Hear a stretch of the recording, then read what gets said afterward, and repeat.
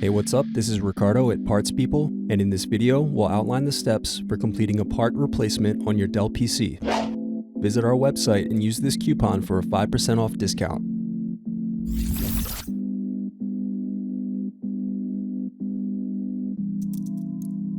Unscrew and remove bottom base.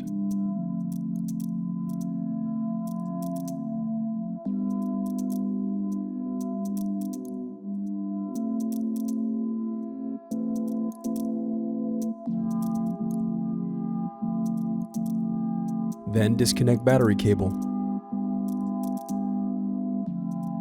Now disconnect and remove speakers.